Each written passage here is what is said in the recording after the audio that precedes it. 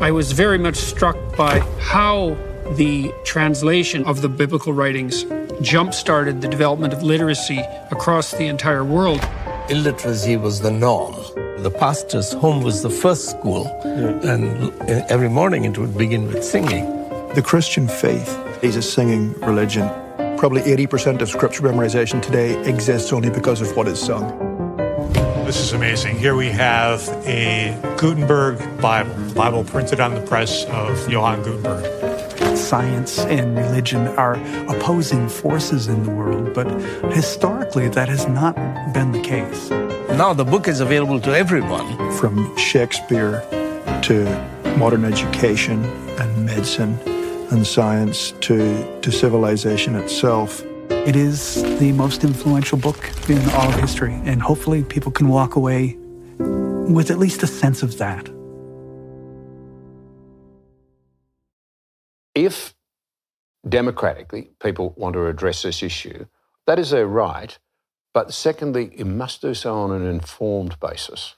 And you must look for high-quality policy, and you won't get that without a good debate. And if you ask me to make a trade between saving the planet tonight on a whim and feeding people, I'm sorry, I'm going with feeding people. You've got to have conviction, you've got to be guided by the data, you've got to actually think facts matter, taking people with you matters. The fundamental spirit that has imbued the West is the only spirit that has ever actually lifted people who are oppressed out of their oppression. Yeah. And so what that means is this, I believe that too. The radical critique that's been aimed at Western culture in the name of freedom for oppression is actually attacking the very spirit that has lifted people out of oppression to the degree that that's been the case. If there's no intrinsic worth that's divine in some sense, so sacred, then why can't I just do with you what I want if I have the power? But I don't see how you can make a moral case that if I can do it, I shouldn't. If you're going to make the moral case, you have to make the assumption that each person, in some sense, is created in the image of what is sacred, and you can't violate that, regardless of apparent evidence for hierarchical difference.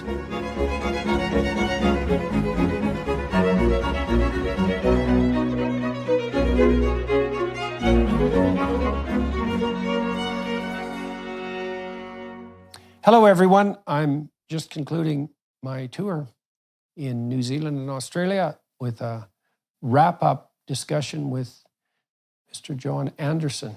And so I'm looking forward to that, and I hope you all find it valuable. The Honourable John Anderson, AC, FTSE, spent 19 years in the Australian Parliament. This included 6 years as Deputy Prime Minister, as a member of the reformist government led by John Howard. Amongst other step-changing initiatives, this government oversaw enormous economic reform, including taxation modernization and the maintenance of a string of miraculous budget surpluses, which resulted in leaving a cash surplus on leaving office in 2007. Since then, John has remained active in public commentary, various advisory bodies, and in the not-for-profit sector. He's been a sought-after speaker in both Australia and abroad. In recent years, he's hosted a successful YouTube and podcast interview series. I've been on that a couple of times, the preeminent one of its kind in Australia. He was made a Companion of the Order of Australia in 2022, the nation's highest civic honour for his various services to the community. On leaving politics, Anderson, known for his character and Christian faith, was saluted by figures on both sides with praise. The then Prime Minister John Howard said, "I've not met a person with greater integrity in public life." I'm looking very much forward to talking to John for YouTube today, and then also following that up, as I frequently do, with an additional half an hour on the Daily Wire Plus platform, walking through his bio. And thanks to the Daily Wire types for facilitating these conversations. And welcome to all of you who are watching and listening. So, Mr. Anderson, I thought we could start talking by discussing something that you accomplished along with other members of your government several years ago. You managed to run a sequence of balanced budgets and to also pay down a substantial part or all of Australia's debt in a relatively short period of time. All of Australia's federal debt. All of Australia's federal debt. And money in the bank. And left money in the bank. Okay, and so over what years did that take place? Began in 1996. And the Future Fund, with surpluses and revenue sales from a couple of assets, would then put aside as a wealth fund, if you like, for the future. From memory, about 2006, 2007, just in time for the Great Financial Crisis. So Australia went into the Great Financial Crisis with no debt, money in the bank at a federal government level. Okay, so why don't we delve a little bit into exactly what that means? Because there's a bunch of mysteries there. The first mystery is, I suppose, why that hadn't happened before. Then the second mystery is, how did you possibly manage it? And the third mystery is, given that it was possible and that you demonstrated it was possible, why did that stop happening? And why did more countries around the world also not do the same thing? So let's start with the first one, which was, why did the governments prior to the one that you were integrally involved in find it necessary to run at a deficit and rack up a tremendous debt? Well, I think probably a lot of it was born with the idea of Keynesian economics, that in flat times, governments spend more money to help, if you like, smooth out the highs and the lows, and then they withdraw and repay that debt in the good times, but they never do. Right. So the idea was to smooth out the variability in the so-called business cycle. Right. That's part of it. I think, and that's a good thing to do, as long as you have the discipline to start putting money back into the system when you're trading well, the economy's strong, taxation revenues are flowing in, and that's what countries have not done. It's also a good thing to do if you presume that you can, by fiat, in some sense, reduce that kind of variability. And that's not self-evident, right? Because most systems that are reasonably stable have to oscillate to some degree, and you might think it would be a good idea to flatten out the oscillations. It is a good idea. Well, if you can do it. But the key is to do it in the better times. Discipline yourself to prepare for the next downturn. And one of the reasons that the whole of the West and beyond the West, in my view, is in such a dangerous place today is that we haven't done that. We've gone spending. Right, so the theory is predicated on the notion that you're going to do both. Yeah. But the reality is that it's very unlikely that governments will do more than one. Yeah. Right. And so why had they not done it in Australia? To be fair, there had been, the previous government deserves some credit. They'd done a lot of good things. They'd floated the dollar, they'd started on making the place more productive, better industrial relations, et cetera, et cetera, et cetera. But they had left a rapidly building set of deficits and a ballooning debt. By today's standards, I've got to tell you, compared to the sort of money that is owed as a percentage of GDP around the world, China being horrendous, Britain, America, France. We saw Greece, they got to 175% debt to GDP ratio, and we saw what that looked like, a first world country where kids went to school hungry, literally, because their parents couldn't put food in the refrigerator and there was no longer a government program to put it there. These things can happen. Italy went very, very close to the same. We should clarify for everybody that's watching and listening the distinction between deficit and debt. And so a deficit is overspending generally calculated on a yearly level. Yeah, that's right. And then the debt is the cumulative consequence of the deficits. And so to attack the deficit, then each year the government doesn't spend more than it brings in. And to pay off the debt means that the cumulative consequences of the deficit are also eradicated. And so the government you were involved with demonstrated that this was possible. And so how did you do that? I'm very interested in the mechanics. So how did you analyze what needed to be reduced, let's say, or what revenues needed to be increased? How did you prioritize the spending? And how did you bring that economic overspending under control without simultaneously dooming yourself to substantive, let's say, unpopularity? Well, there was plenty of that. But let me just backtrack a little bit, and I should pay some credit here. When we first met together, the first formal meeting as a new government, having been sworn in only a few days, about a week after winning the election in 1996, March 1996, we met for the first time. And the Prime Minister, who was a man of conviction, you got to start with conviction. You got to think these things matter. You're there to make a difference. You're not there just to satiate the latest political fad and to smooth over people's feelings. you've got to actually believe in something. And he said, we need to recognise this is intergenerationally unfair. And we need to start to do something about winding back these deficits. And then after that came the issue of, well, here's the opportunity not just to pay down the debt, but maybe to get rid of it altogether. Mm-hmm. And then we should say the Treasurer of the day, Peter Costello, was very single-minded, ably backed by a finance minister who'd been a state premier, John Fay. Then we had the health minister, we had the junior treasurer and me. And I, in theory, was asked by the Prime Minister to help with the economic portfolios because I had agriculture and mining in my brief. So conviction, believing in something was important.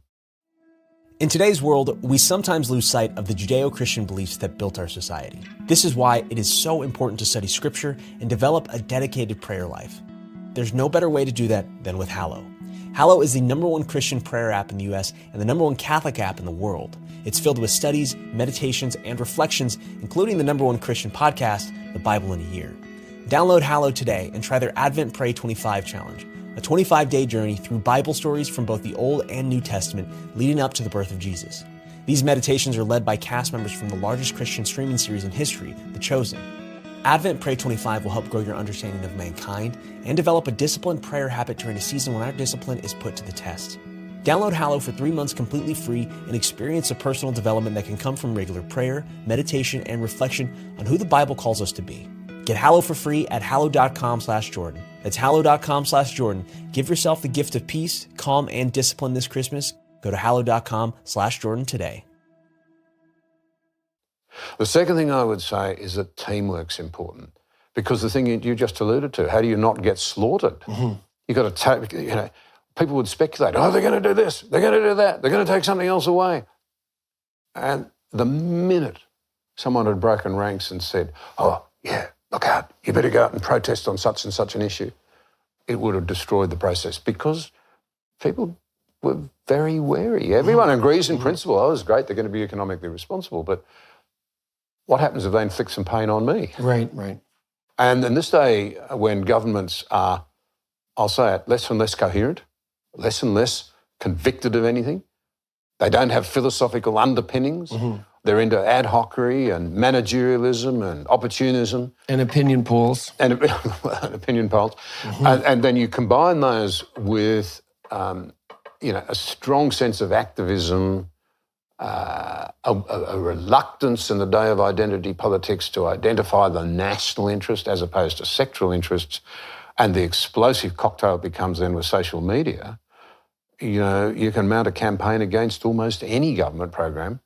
So here's the staggering thing. I mean, we did that side of it. Then we did a major tax reform. Neither were popular, but we got away with it. There have been no major reforms in this country, to my way of thinking, that have involved great difficulty and great persuasion for over 20 years. So why not, so let's play devil's advocate. Why not run a deficit and burden the future with today's debt if you can thereby generate more revenue to help people who are in trouble? What's the downside to that? Well, it's a very good question, and it really needs to be split into two. Some government expenditures can be reasonably described as investing in the future and valuable for our children and our grandchildren. The obvious ones would be high-quality education, research, and we know that even if it's debt-financed, very high-quality infrastructure, including communications and so forth, can help build wealth. But many other forms of government expenditure, in fact, most of them, are entitlement-driven. And if you let them get out of hand, so you legislate that if something unfortunate happens to you, it might be a very desirable and compassionate thing to do, but you're entitled to X, Y, and Z benefits. And then they get mission creep and more people are led into the net and you're spending more and more on an entitlement basis, locked into the law of the land, can only be undone by the Parliament. And the Parliament won't play ball because the opposition's got the numbers in the other house or whatever, then you can get into a spiral that's really difficult. And you combine that now with the information age and social media and a lack of willingness to clearly focus on the national interest. And it's really hard. I don't make light at all of the fact that modern governments, even though I can be critical of their lack of philosophical underpinnings, don't do much about it in one way because we electors We are in danger, Jordan. I'm sorry to say this, but I'll give you my view. In the West, we are in danger of turning our countries into places that can't be properly governed. I know that's a tough thing to say. Well, and I'm not saying we're there, but I'm saying I think we're close. We could also point out, I suppose, that the evidence that relatively unconstrained government spending produces inflation seems to be incontrovertible. And then we might want to discuss exactly what inflation does to people. So inflation makes each unit of currency purchase less units of value. Too much money chasing too few goods is Exactly. And then you might say, well, who does that punish? Yeah. And the answer is, well, inflation punishes people who've been wise enough to forestall gratification. Yeah. Right? So if you're somebody who has been sensible and taken the medium to long-term into account, and you've saved money, so accrued wealth, let's say, and the sort of wealth that enables you to have a house and air conditioning and some opportunities for your kids, we would generally regard that as a social good, right? Because we hope that people who are not profligate and impulsive and who put a little aside for the future, for future contingencies, so that they can take care of themselves and others, those people should be valued. And if you inflate the currency by overspending, then those are the people who are preferentially punished. Because the people who spent all their money, well, they don't have any money. Inflation only affects them tangentially, but it destroys the wealth of the very people whose careful and conscientious striving have produced wealth to begin with. Yeah. And that seems inevitable. I mean, we've really seen that inflation break out across the Western world to quite a remarkable degree, even a degree that was unforeseen by the central banks, who claimed that they had it under control. I don't know what inflation is running out in Australia, but I know in Canada, I think on the food front, it's about 8% right now. And on the energy front in Europe, it's far higher than that. That's not all because of government overspending, but it's certainly contributing to that. So inflation punishes exactly the people who should be being rewarded by taking a medium to long-term view.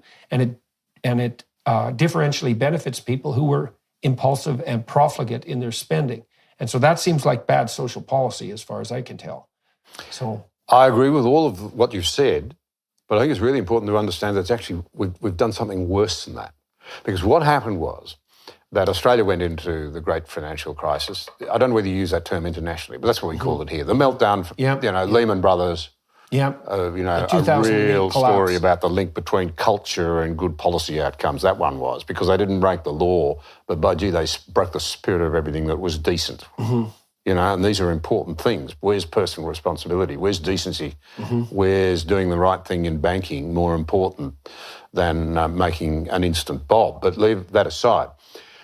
Most countries actually were starting to worry about their debt to GDP ratios in the build-up to the great financial crisis. They were starting to try to do something about it. Take a line through it, it was around 35, 45, 50% in a lot of Western countries. And they were saying, this is getting, need to wind it back, prepare for a rainy day, these are good times. They were right to do so. Then the Lehman Brothers, unsound money everywhere, exposed all over the place. At one stage, the system nearly collapsed at one stage.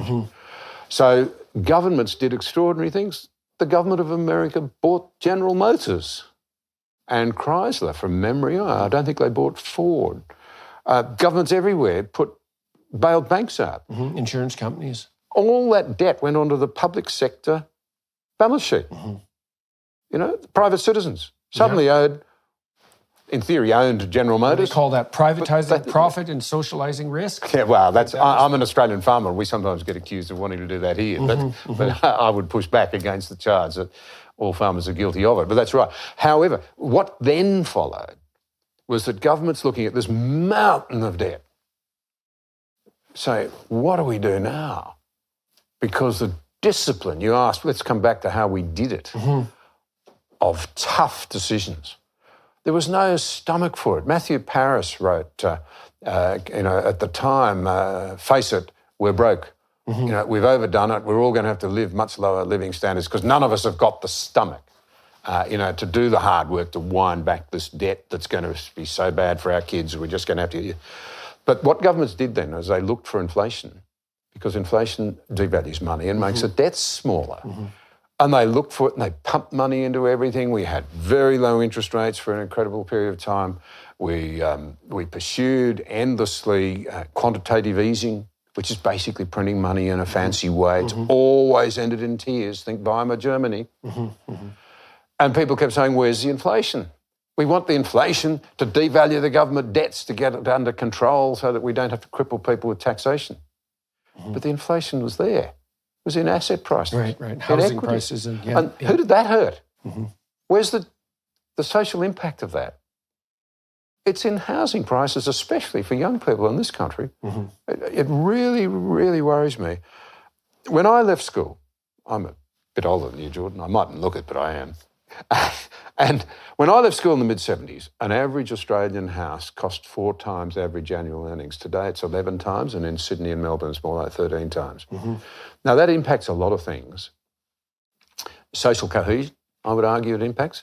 Perhaps more seriously and related is family formation. In a time when 92 countries in the world have collapsing populations, and we haven't realised how difficult that's going to be to handle. So I think it's a very dangerous story all round. And again, I say to you, I actually have a lot of sympathy for modern politicians. I could say to them, you've lost your philosophical heart. Where are the great strands of thinking through which you used to look through to see, will this policy advance or take backwards my dream of what the country ought to be? So I could be harsh at that level. But at the other level, I'd say, we've not been prepared to delay gratification, to make tough choices, to say, yeah, look, we want to elect a government that'll do some hard things for our kids' sake to get the whole show back on the road. And here in this country, we've had a minerals boom. We're back in debt. Our debt to GDP ratio now is creeping out. Over time, it will get out to around 40% on current projections. 40% is the level at which those European and American countries started to lose control at the time of the GFC. This stuff matters. And as interest rates rise, more and more taxpayers' money's just going into servicing the debt. So it's not buying hospitals or looking after schools or providing reparations to countries for climate change damage, all of those things. That's all going to be debt financed from now on. And who's going to pay that debt? Men, is it time to stop mindless scrolling? Time to finally gain that higher quality of life you know you're missing out on? If this sounds familiar, then on January 9th, join thousands of men all over the world to embark on a 90-day journey together in search of a better life. It's called Exodus 90, and it was built to help men enjoy the freedom of becoming who they were truly made to be. Exodus 90 guides you in removing the attachments that are holding you back from a better life. And it actually works. Independent research shows that Exodus 90 men report considerable shifts after the first 90 days, including stronger satisfaction rates in their marriages, more meaningful prayer lives, and dramatic decreases in time spent on their phones. For the past 7 years, Exodus has helped more than 60,000 men build a roadmap for living with virtue in a culture that offers far too many paths to self-destruction. Is it time for your Exodus? We start January 9th. Find resources to prepare for Exodus at exodus90.com/Jordan. That's exodus90.com/Jordan. So what did you do to bring down the deficit and to pay off the debt that was hard? And what worked well? I'm very interested in the actual mechanics. How did you decide where savings could be obtained? How did you do the analysis? And where were the major savings garnered? And how much of that was a consequence of tax increase as well? No tax increase. We promised not to. Okay. And we kept to it. I mean, look, there are a few little things like airport charges and passport levies and so forth that we adjusted, but there were no tax increases worthy of the name. We said we wouldn't. We relaxed low-tax government. We're committed to that, and we delivered. And the only answer really to your question at the headline level is it was incredibly hard work. And those 5 people with their helpers, I was one of them, and I don't want to take all the credit. I mean, this was the Prime Minister saying, this is what we're going to do. And this is a very capable man called Peter Costello and the little team around him and the rest of us working ridiculous hours. And was that his primary goal and your primary goal was to in government? Yeah. We saw it as a vital part of what we were doing. Now, industrial relations reform, a more productive economy. For me, rural recovery, because it was in a very bad way at the time. That was very important. And I think it's fair to say that we had a deep commitment to tax reform, but we're unsure about how we were going to do it. But we saw that as, getting back to what might have been called in Britain in those days. I don't know whether they don't use it in Britain anymore. They talked about sound money.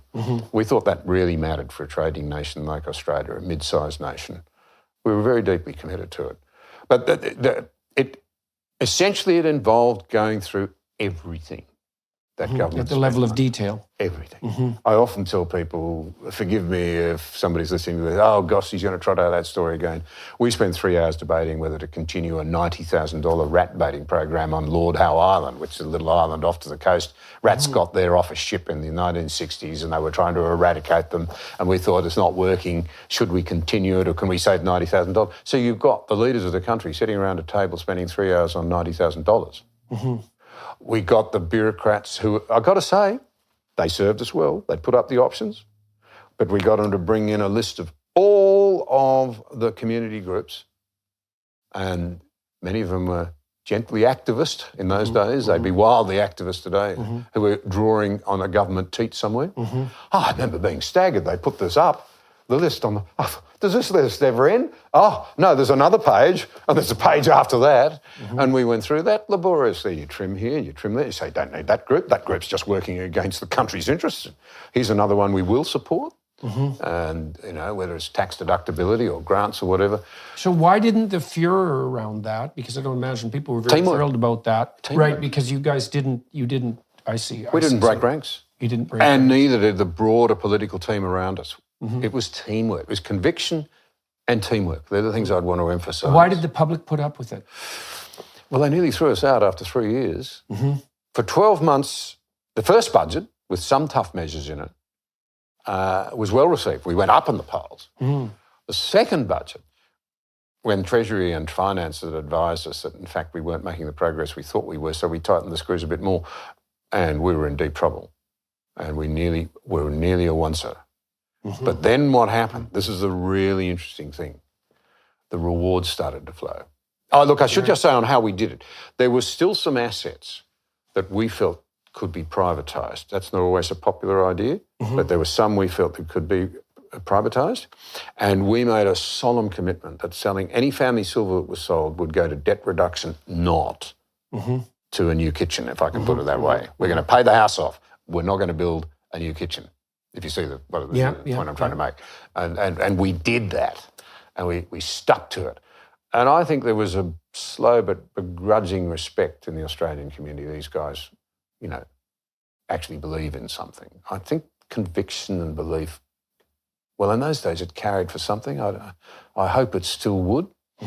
And so, we progressed through all of that, only just won a second term. We won it, promising to do something as tough, which was to reform the tax system and scrap the whole messy old arrangement and replace it with what was called a new tax system, with at its heart a GST, a goods and services tax.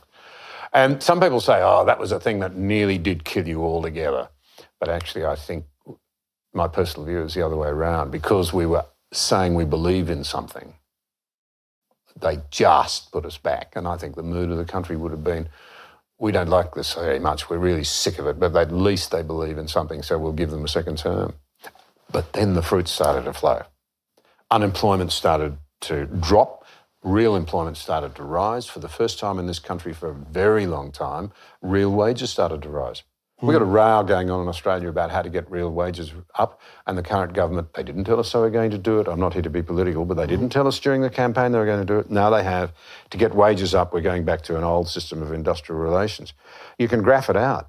Wages rose when we engaged in industrial relations freedoms measures, to free up the workplace and let people negotiate better outcomes and be more productive and ask for more pay. That's when wages started to rise.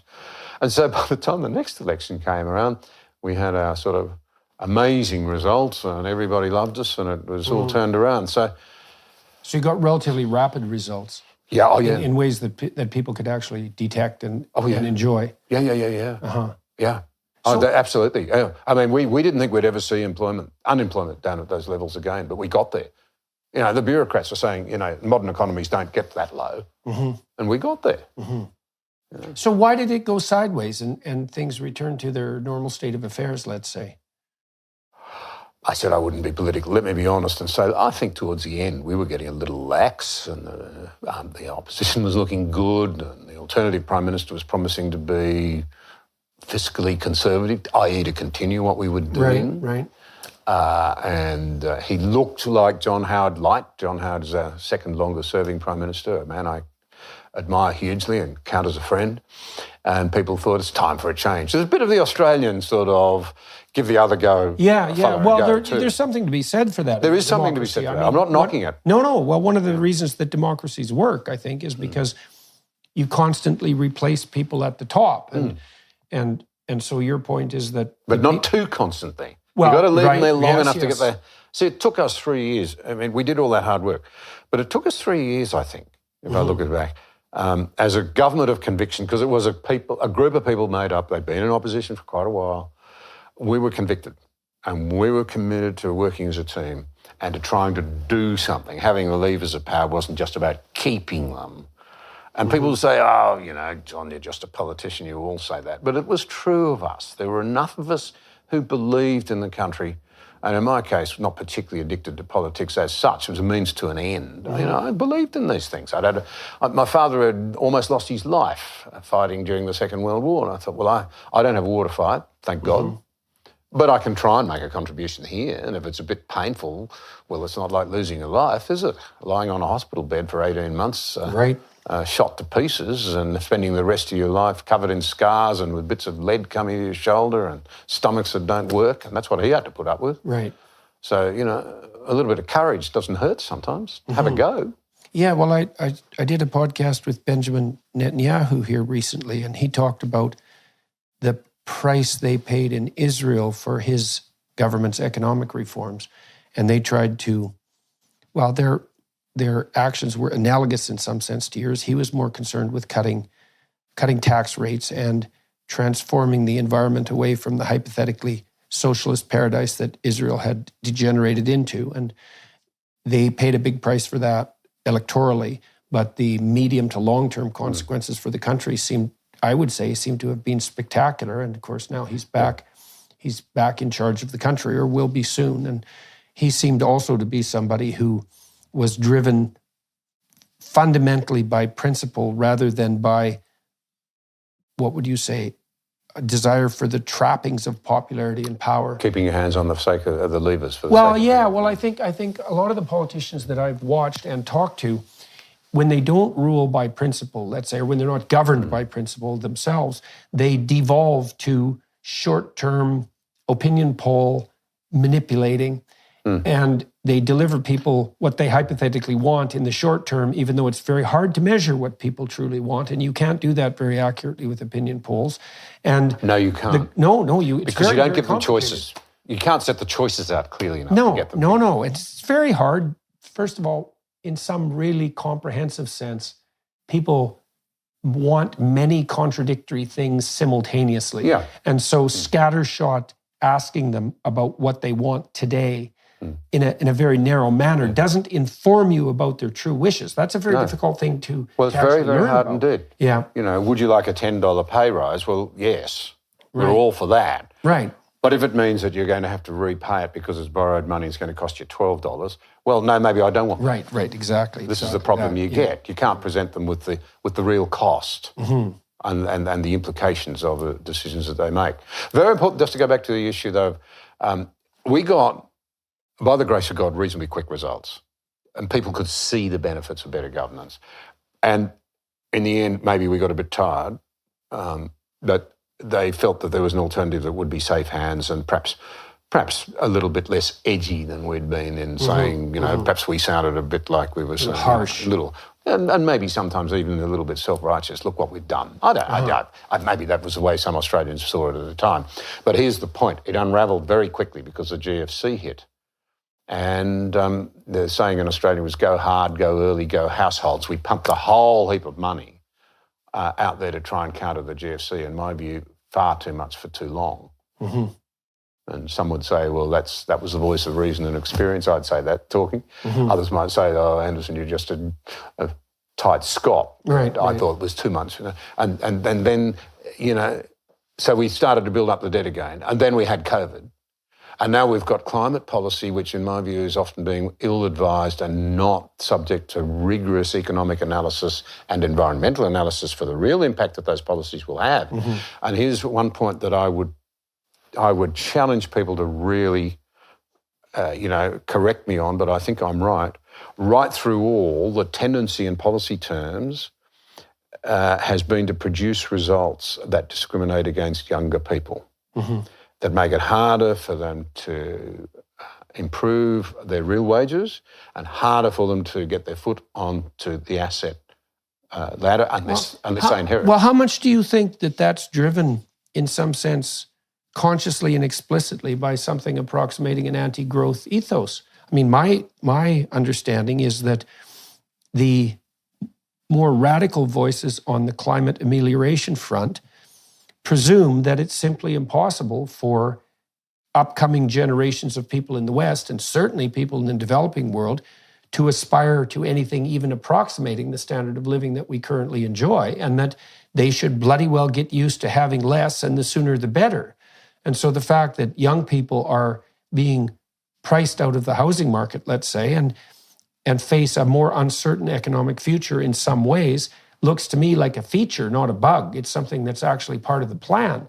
Because if your viewpoint is fundamentally Malthusian, you think, well, human beings will multiply until there's far too many of us, and there'll be a catastrophe as a consequence, which is pretty simple-minded biological modeling, by the way, then you're going to assume that everything has to be oriented towards placing extremely severe constraints on growth. And if that means impoverishing people now, while you're forestalling some hypothetical future catastrophe, and that's entirely justifiable. And it seems to me we're running down that road as fast as we possibly can, with moral flag firmly in air, saying to young people and the developing world, well, we had it pretty good, but we probably burnt up more than we should have. And I think it's time for you guys to pay. And so, I don't buy any of that, because I don't think the limits to growth model is biologically appropriate in the least, because human beings aren't yeast in a petri dish by any stretch of the imagination. And I think that the idea that we need to impoverish the poor and the young to save the planet is not only morally reprehensible and arrogant, but will also produce a far worse planet on the environmental front. I mean, I think all the data suggests that. And so I don't exactly understand why people are buying into this with such avidity, because there's no evidence whatsoever that it's producing the results that are intended, even by the people who are pushing forward the policies. Black Rifle Coffee Company is helping you knock out your holiday shopping with a ton of awesome new products this year. Shop the best brewing gear, thermoses, mugs, and apparel designed for folks who love country and coffee. Black Rifle sources the most exotic roasts from around the globe. All coffee is roasted here in the U.S. by veteran-led teams of coffee experts. Stuff your Christmas stockings with the latest roast from America's coffee for 10% off with the code JORDAN. Better yet, sign your Secret Santa up for a coffee club subscription. Imagine the joy of a pre-scheduled coffee delivery, your favorite roast when you need them most. It's the gift that keeps on giving. Black Rifle Coffee Company is veteran-founded and operated. They take pride in serving coffee and culture to people who love America. Every purchase you make with Black Rifle helps support veteran and first responder causes. Go to blackriflecoffee.com and use promo code JORDAN for 10% off coffee, coffee gear, apparel, and when you sign up for a new coffee club subscription. That's blackriflecoffee.com with promo code JORDAN for 10% off. Black Rifle Coffee, supporting veterans and America's coffee. A lot of issues in there. Let me have a little bit of a go. I think you're right. Our parliaments now are infused with a lot of people who think we've got to stop growth and wind it back. Mm-hmm. But they won't tell you that. Mm-hmm. So I had a scientist say to me a couple of years ago, when I said, we've got to be really careful on climate change policy. If we frighten the living daylights out of our kids so they're all so depressed as we're told they are, because they think there's no future, rather than saying, well, here's a challenge, let's go out and try and solve it. Mm-hmm. We've solved other challenges, we can solve this one. Mm-hmm. They've become very defeatist, and now we get stories all the time about young men having vasectomies because they didn't want to bring children into this terrible world. Mm-hmm. And the scientist said to me, it's because the governments are not taking effective control over climate, and that's what's depressing the children. So I went to Australia's, the bloke I respect most, a fellow called McCrindle in this country, He has a research outfit. And I asked him, I said, this anxiety amongst our young people, record numbers of kids expressing anxiety because of climate change. I think the world's going to end. He said, no, it's much more complicated than that. The kids are smart. They're working out that it's going to be really hard for them to get a job. They're working out that it's going to be really hard for them to afford a home. They're working out that that probably means they're going to have to live at home and not go and fly. They're working out that romance is very difficult. They're worried about climate. But there's a whole heap of things. So there you have it. So you couldn't possibly confess your policies were going to make it even harder for young people. So, and this is at the heart, in my view, of a lot of the problem we now have. I alluded to it briefly. Traditionally in Australia, we've had three broad philosophical political streams. Conservatism, nothing left to conserve, so they haven't got much to say. The classic Liberals believed in small government, in free enterprise, strong civil societies. Well, now they look to government for everything, it seems. And the Social Democrats, your sort of left of centre types, many of whom, look, they were pretty noble. Their objectives, at least, were noble. The last time I said this, that was particularly true of the union leader types and the people who were really working for the working class. Many of them were people who just wanted the weak and the oppressed and the mards and liars to be recognised as members of the community, as part of the family Australia. That's noble. Might disagree with what they wanted to do. We used to have these arguments in the parliament. People had views and they assessed the issues of the day. They looked through the lens of the issue, to what they thought Australia should look like. But now there's a fourth, which is this inversion of our traditional belief system, so that now the problem is that Mother Earth is God. We're the enemy of Gaia. We're the ones who have offended, and we must atone by maybe we've got to reduce our living standards. Or at its extremes, you think Club of Rome in the 60s, we're all going to die, there's too many of us. If you really press some of them, it boils down to lifeboat ethics. We're sinking the planet. The lifeblood is going to go down. So we've got to... So anything is justified. We've got to jettison some. Yeah. Now, would you rather be the person, Jordan, who was jettisoned, drowned, or the person who made the decision that somebody else was going to? Yeah, well, that's right, precisely. Yeah, well... Here's just one little question I would make out of that. I do see some very, very, very, very privileged people who are climate change activists who don't seem to intend themselves to make any sacrifices. They're not going to go overboard. They think someone else should.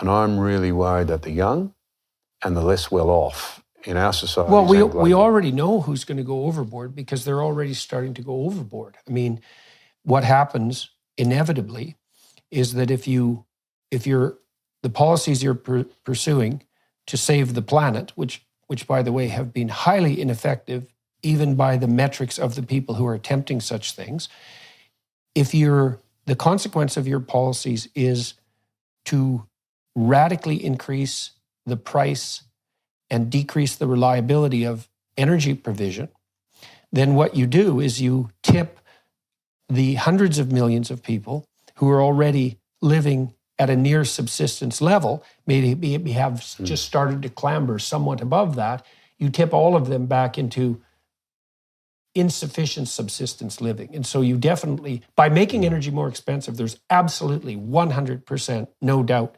that the primary effect is the further impoverishment of the already poor. And so they're going to be the sacrificial victims on this front. And that would be true in part in the West because the poorest Western people will definitely pay the biggest price for higher energy costs. But it's even more true in the developing world because as poor people are in the West, they're richer than poor people in the developing world. And if energy is more scarce and food is also more expensive, then the poor people in the poorest places will be the ones who suffer the most. And there's absolutely no doubt that that's already happening. And so it's a very peculiar thing to see, especially when it's conjoined with the fact that I don't see any evidence whatsoever. And I've talked to people who are very knowledgeable on this front, people like Bjorn Lomborg, for example, who've reviewed the evidence very carefully and showed that all of the tremendous amount of money that we've already wasted, let's say, on such things as hypothetical climate amelioration, have not only not ameliorated climate alteration in the least, not measurably, but have definitely made energy far more expensive, and in places like Germany have also made it dirtier. So I read the other day that I think Germany has fallen to 170th. I hope I have this stat right, but the principle of it's right anyways, is that energy is not only way more expensive and way more unreliable in Germany, to the point where, for example, manufacturers of car batteries for electric cars can no longer do it profitably in Germany because electricity costs are too high, but that while they've demolished the energy provision system and rendered themselves hyper-reliant on the Russians, they've also made their energy per kilowatt much dirtier, because you need backup for these hypothetically green renewables, which aren't green at all, by the way. You need backup, and that backup has to be fossil fuel, and they've shut off their nuclear plants, and so now they're turning to coal. Or many of the Europeans are now turning to wood burning to prepare for the winter, and they're deforesting. In many places, they're deforesting the country. And so one of the things we got to get real straight here is that even if your goal, and even if you have the goal of a more sustainable environment, and you have your metrics in place to produce that, and even if you accept the apocalyptic version of carbon dioxide overproduction, which I don't at all, by the way, but even if you do, there's no evidence whatsoever that these counterproductive policies that are punitive in relationship to the poor have had any impact on the environment at all that hasn't been entirely negative. And so I don't see at all how anybody on the radical left, on the globalist utopian environmental front, can put forward an argument saying that there's anything about that that's moral, because we have way more people who are poor than we needed to have. We're impoverishing people in the West and the developing world. And while we're doing that, we're actually making the environment worse by the standards that the people who put in the policies regard as the appropriate standards. So how is that helpful? And then on the colonial front, one of the things we hear all the time is how awful the European world really has been in terms of its imposition of the colonial empire on the rest of the world. And there's no doubt that, all of us walk on blood-soaked ground, and that's part of the catastrophe of being human, I suppose. But I can't see anything more colonial that we've ever done than to insist that we enjoyed a pretty damn good standard of living, and that was driven almost entirely by fossil fuel reliance. But it's pretty much enough of that for everyone else. And we cannot expect to have a world where those in the developing world could aspire to or hope to have anything like the prosperity that we've enjoyed. And we're going to be the good examples in our own country and teach those, let's say, backward savages exactly how they should treat the planet.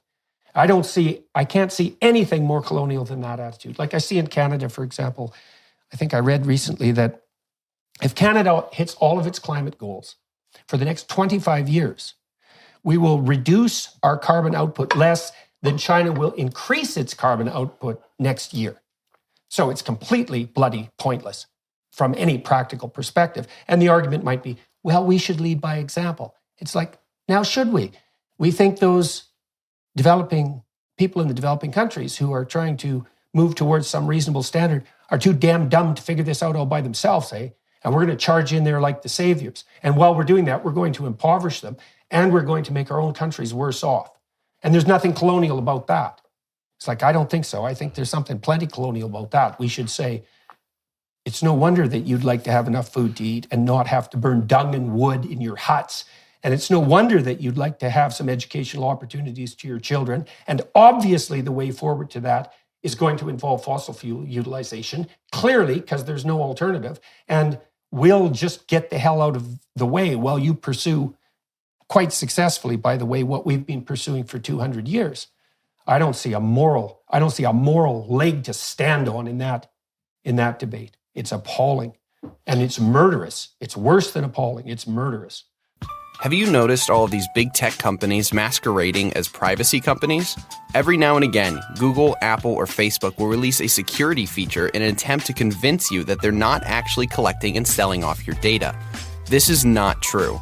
Free big tech platforms make their money by selling your information to advertisers. They know when you're online, what kind of content you're engaging with, and even the transactions you're making. To protect myself against big tech's prying eyes, I use ExpressVPN.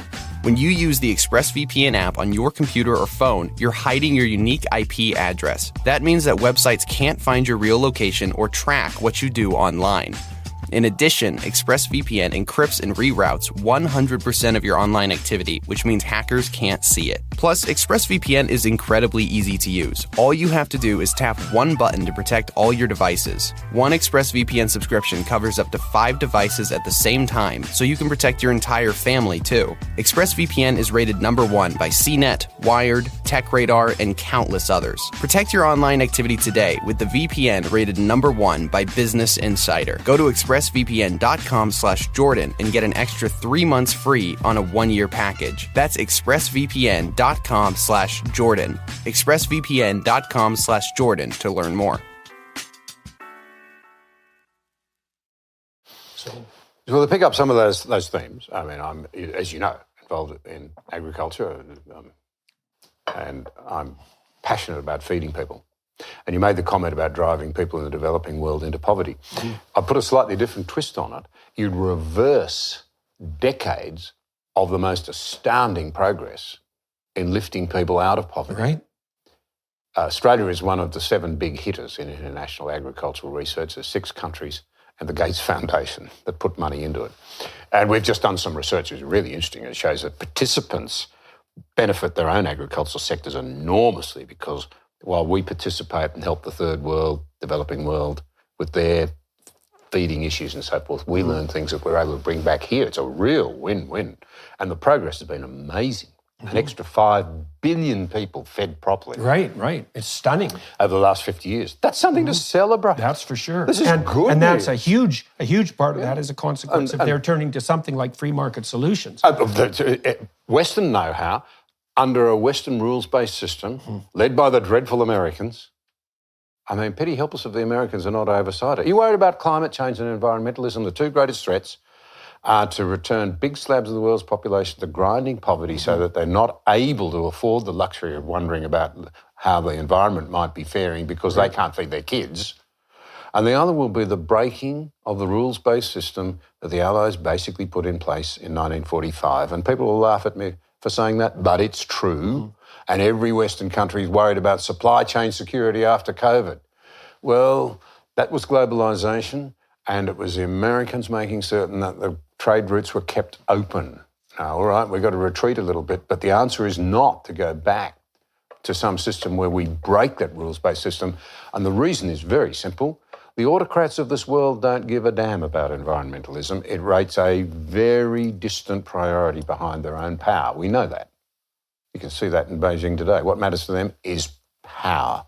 So if you're worried about environmentalism, don't starve people and don't break the Western liberal rules-based system that we've imposed and policed, and we, beat the Soviets and all of those sorts of things, and now we're putting it at risk. The limits to growth model, too, has a certain type of deep pathology associated with it that needs to be brought to the surface, too, because one hypothesis is, the planet has a limited carrying capacity, and it's a zero-sum game, and we're Malthusian rats and overpopulating the place, and that what we need to do in consequence is limit growth and perhaps move towards a much less populated planet. That last one is a very frightening proposition because, as you said... Life-based ethics. Well, who gets to go? That's the real question, and exactly how. And who are the monsters who make the decision? Well, exactly that. But I also think that model, it's certainly not the only model that you can derive from the data, let's say, because one of the things I learned when I was deeply investigating the relationship between economic growth and long-term environmental viability, let's say, sustainability, something like that, was that, strangely enough, and perhaps not so, if you can lift people out of absolute poverty and get them up to something approximating $5,000 a year in terms of average, say, contribution to GDP, then they stop adopting a short-term view and they start to adopt a long-term view because they have the luxury of being able to think beyond the moment. And I suppose partly why we want security, which is what wealth can offer, at least to some degree, is so that we can we're not bound by the absolute emergencies of the moment. Absolutely. And we can stretch our minds across a longer span of time. Couldn't agree with you more. Well, and so if you make... It'll impact on family formation as well. Right. Well, one of the things you see is that as soon as you educate women, that family size tends to fall. And don't accuse the women of being dumb. I hate the way we do that. Women in the developing world are not stupid. Well, how can we be so patronising? If you get them to a point where they think their children are going to survive and they're going to get an education, and what have you, they will do what everybody else has done and control the size of their families. Actually, they might overshoot because of what's being missed. Yeah. 92 countries in the world today have declining populations. 92, there's only 180 countries in the world. Half of them are in decline. Some demographers believe China might go from 1.4 billion to 500 or 600 million by the end of this century. Right. One-child policy, they're not having children, surfeit of boys, not enough girls. That's a horror story in itself. Yeah. And you're going to have massive loneliness and a terrible burden on young people trying to support the old people. So you're going to overshoot. And the possibility of a collapsing economy. But the real point here is your point. It's a really relevant one. Lift those people out of poverty. Give them a perspective where they can make wise decisions and what have you. And that issue of global... then we could talk... It's only the Middle East and Africa, Nigeria, countries like that look like they're going to keep building populations for the next few decades.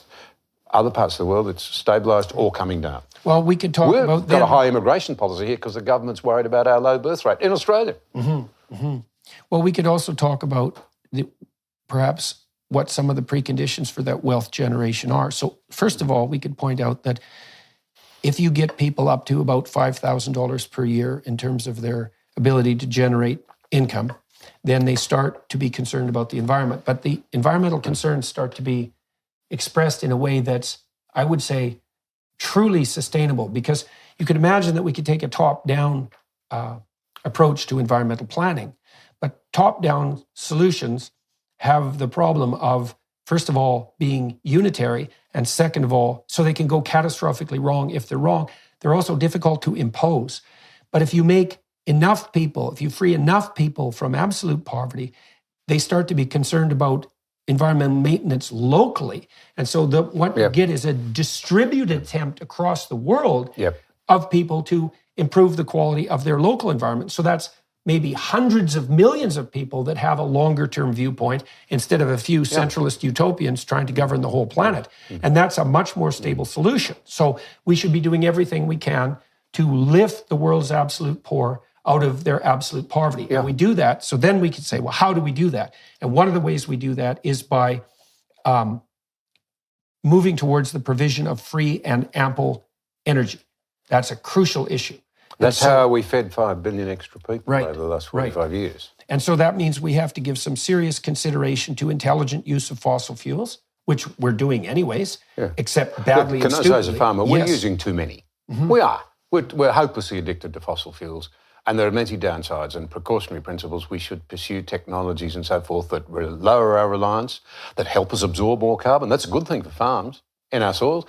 I wouldn't want to be misunderstood as saying we should stop technology or what have you, but here's the rub. It's the point that you're making.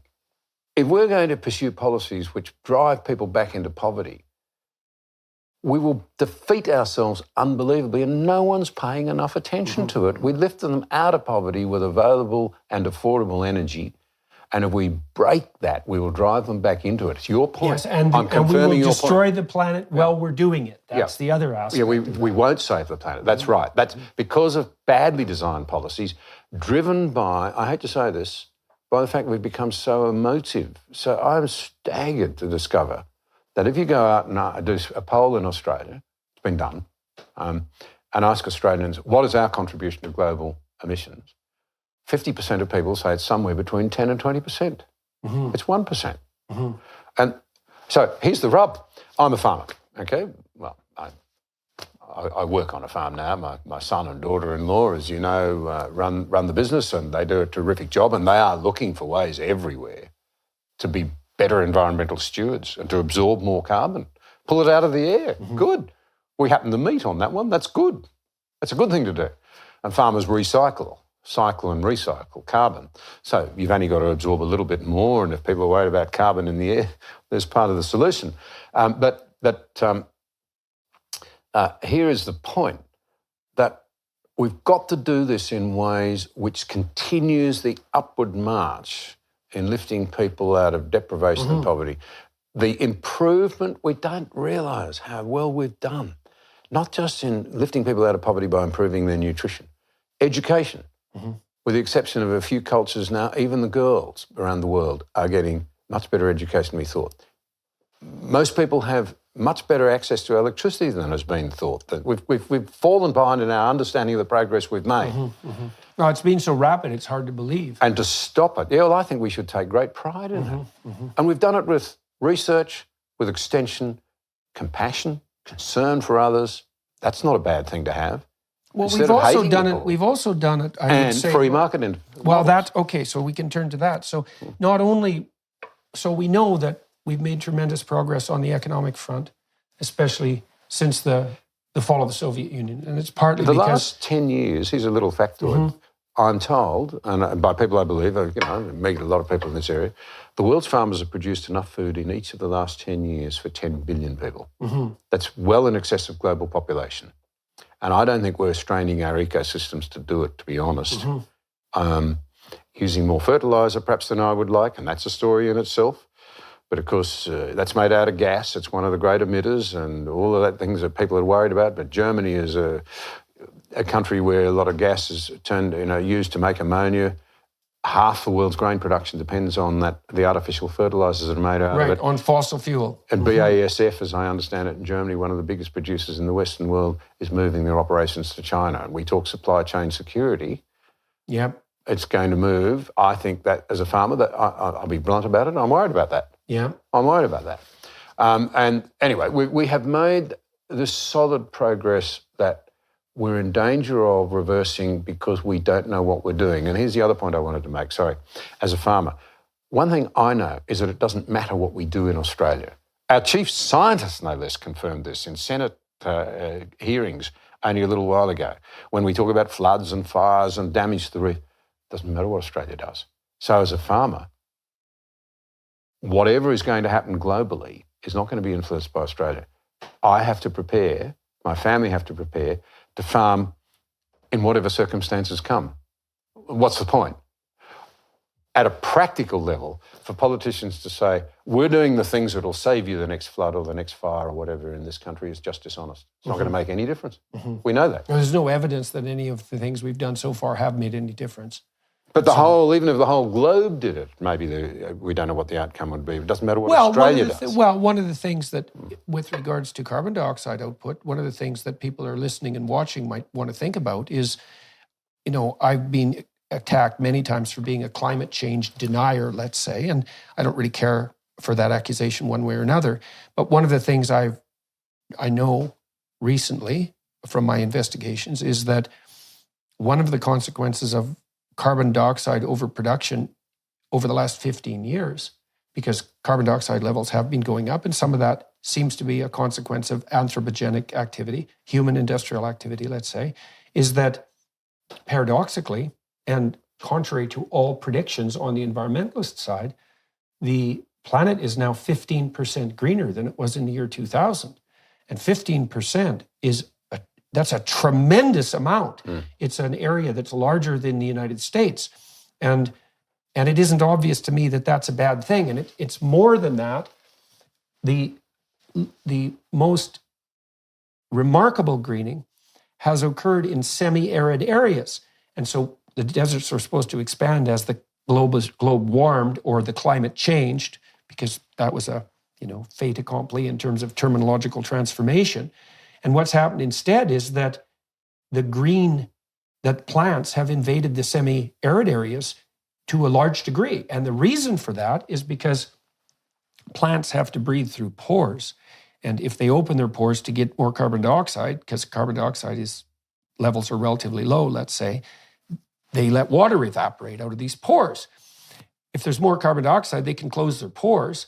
And then it turns out that they can grow where it's drier. And that's driven not only an expansion of greening everywhere there already were plants, but the proliferation of plants into areas that couldn't support them before. And so it's very hard for me to look at that, because that's a huge change, 15%, and not think well, maybe more plants is a good thing.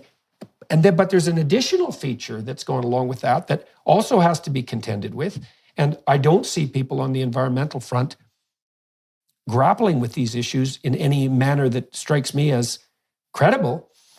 Not only has the total biomass of plants increased tremendously, 15%, but crop yields have gone up because it turns out that carbon dioxide is a pretty damn good fertilizer. So instead of having less food because of climate change forced by carbon dioxide, we actually have more food, and we have more food with less fertilizer.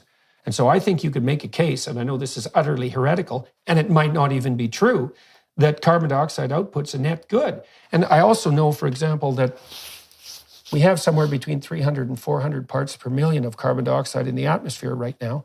And that's actually it's actually low by historical standards, quite low. And plants really have a hard time even living at 150.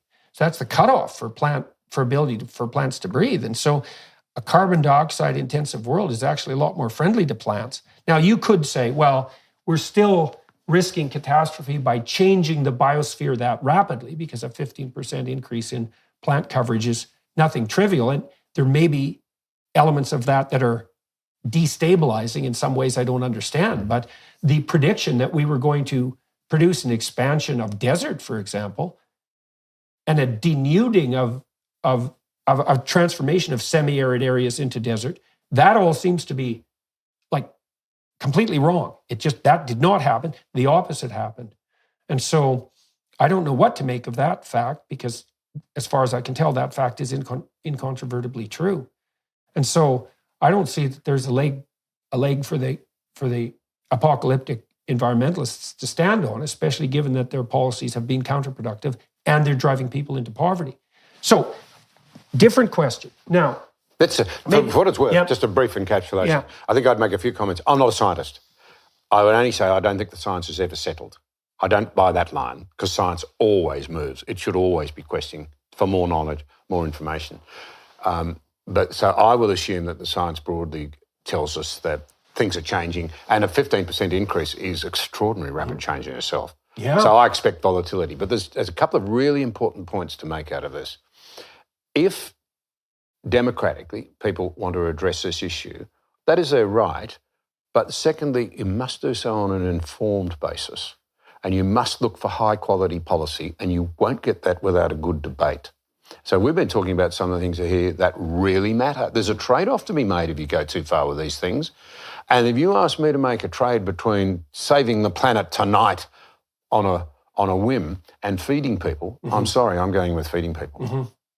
Well, morally, educating them too. That's a moral choice, you know, and I'm going with feeding people. If you were to say to me, do I think we should be looking for new technologies for reducing agriculture's reliance on fossil fuels and artificial fertilisers? As it happens, yes, I do. But I don't think we ought to be doing it in a way that sacrifices production and feeding people. That's what I'm saying. And so it comes back, we were talking earlier about budget deficits and what have you.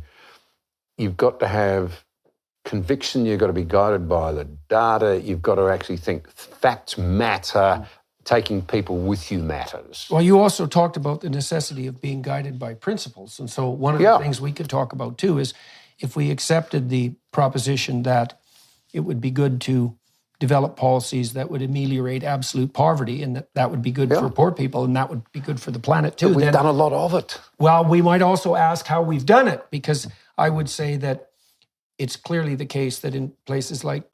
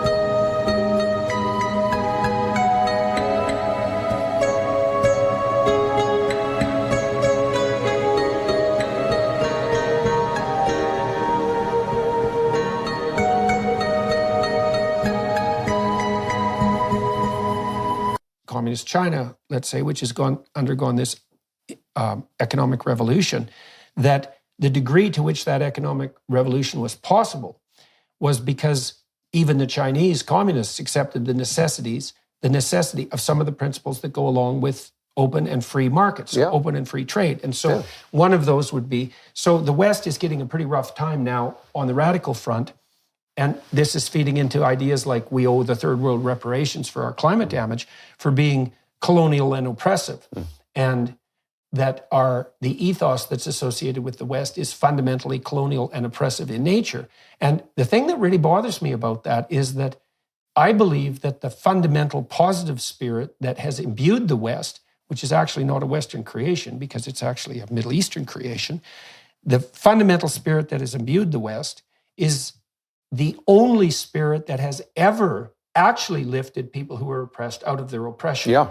And so what that means is this, I believe that too. The radical critique that's been aimed at Western culture in the name of freedom for oppression is actually attacking the very spirit that has lifted people out of oppression to the degree that that's been the case. I'm sure you're right. Well, we could start with, so what are the bedrock assumptions of Western culture that make such things as free trade possible, assuming that that generates a sort of generous wealth, which seems to be the case. And one of them is that there's an idea, and the West hasn't been, what would you say, without sin in applying this idea, that every single person is a locus of implicit divine worth, regardless of their particularities. It's a very weird proposition, right? Because we differ so much in our obviously admirable attributes. Some of us are more intelligent, more attractive, more powerful, have more physical prowess, are more ethical, are more hardworking. Like there's endless dimensions on which you can rank order human beings. But there's this strange proposition that emerged essentially in the Middle East that despite all that surface variability and that hierarchical rank ordering, every single person, man and woman alike, regardless of race or creed or color, has to be treated as a locus of divine worth. And I don't think that you can even make a credible argument against slavery on moral grounds without accepting that as an axiomatic presumption. And so then I think, well, if that's the case, because look, if there's no intrinsic worth that's divine in some sense, so sacred, then why can't I just do with you what I want if I have the power? Like, why is that wrong exactly? Like, it might be inconvenient for you, and you are no doubt going to be motivated to rebel, maybe, if you don't want to succumb, but perhaps you'd be motivated to rebel. But I don't see how you can make a moral case that if I can do it, I shouldn't. If you're going to make the moral case, you have to make the assumption that each person, in some sense, is created in the image of what is sacred, and you can't violate that, regardless of apparent evidence for hierarchical difference.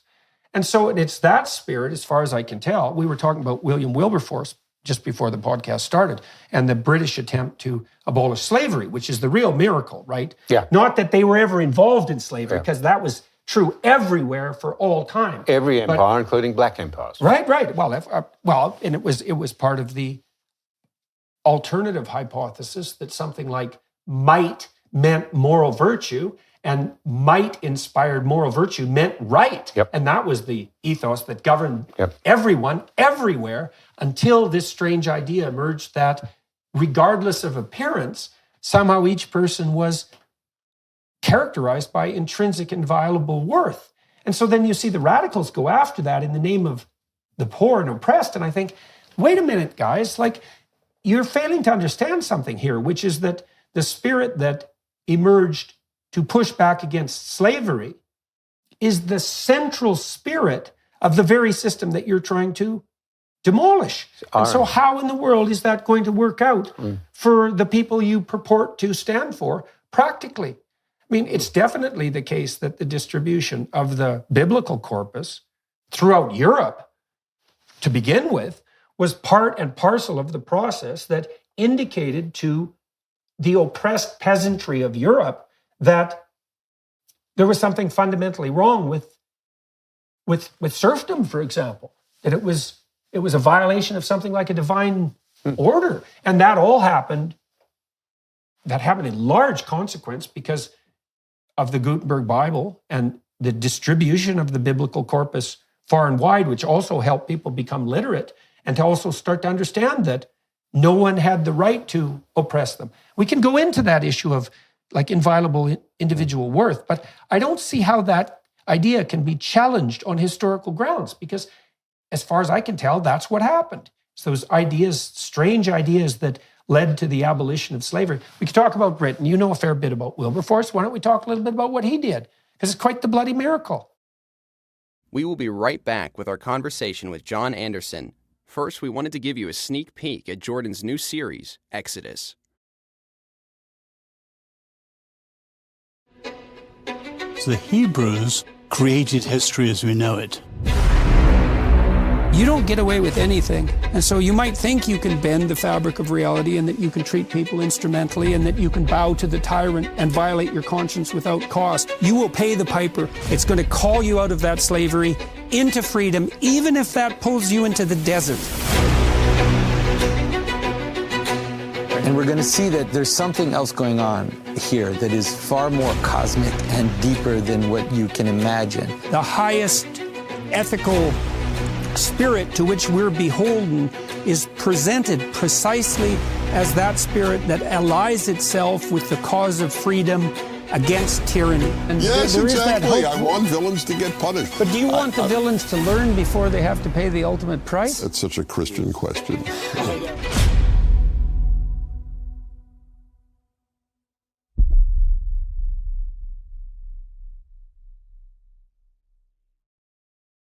Well, I thank you for asking. It does. Before I do, to take up this point that you're alluding to, Australia's longest-serving Prime Minister and probably the deepest intellectual leader, certainly since the Second World War. Not the only one, but a very deep thinker. He was not a religious man, but he had a religious tradition in his education, I suppose you'd say. And he said that democracy is not so much a machine as a spirit in which, despite our different abilities and our different positions in society, we all have a responsibility to acknowledge that all souls are equal in the eyes of heaven. That's where that idea comes from. So a higher authority is saying, you and I might disagree, but I can't lord it over you because somebody else says you're just as right, even if I have the ability to. Yeah, that's right. And what we're now reduced to, I think it's really important to understand this. You hear this bleeding that, oh, yes, we've got to recognise that everybody's important, that everybody has dignity and worth. Well, on what basis, which is your question, if you'd strip out this, out the idea of the Godhead, of a higher authority. On what basis? Because you run into trouble straight away.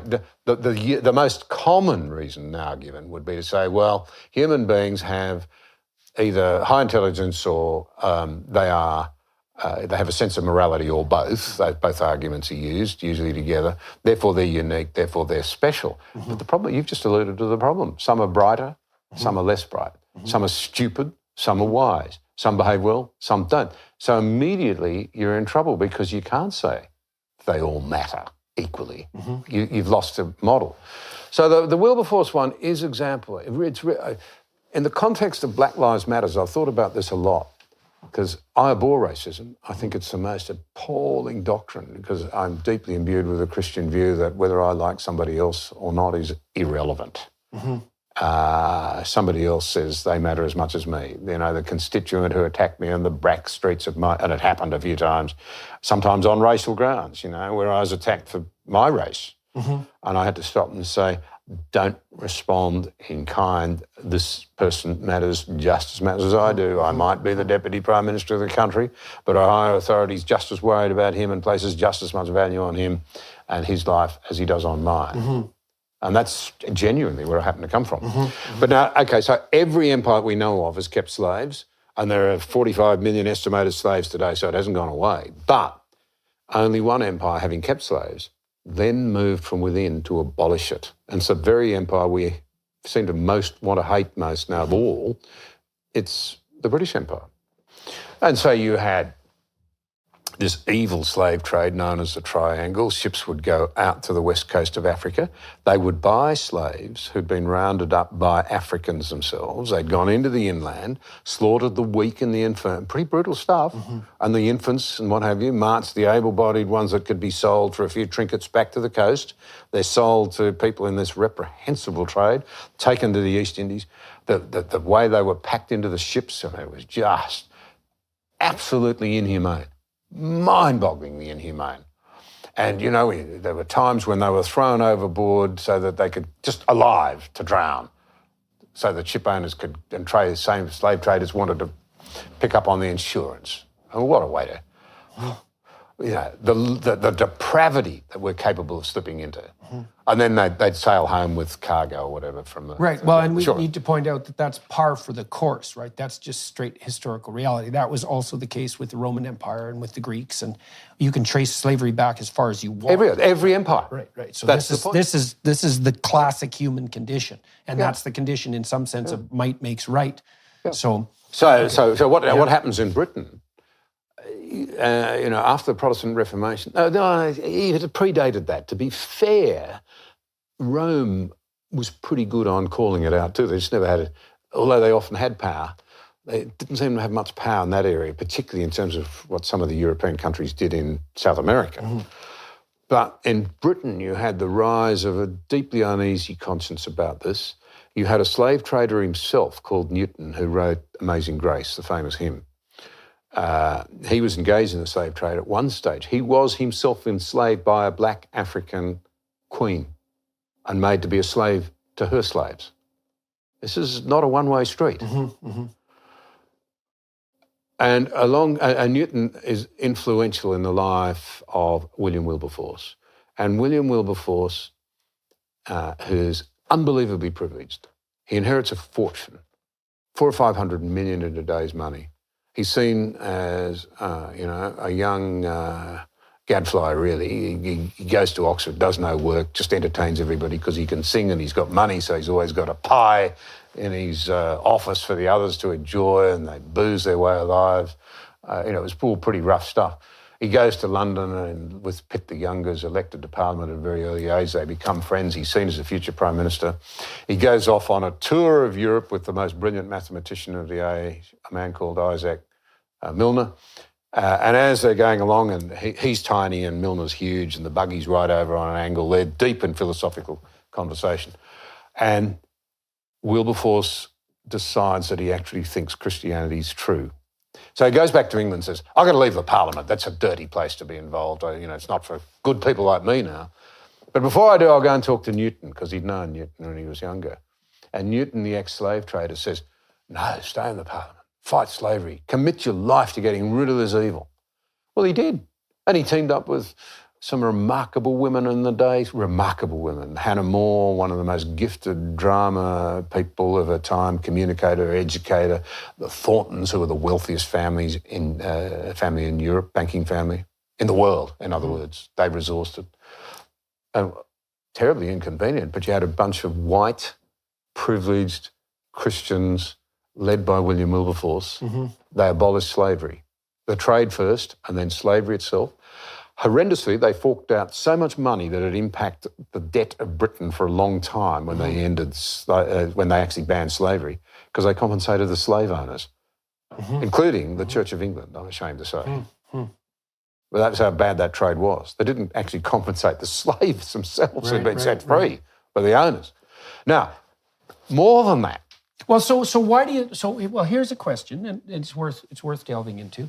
So, obviously, Wilberforce was arguing from, at least to begin with, something approximating a minority position. Yeah, very much so.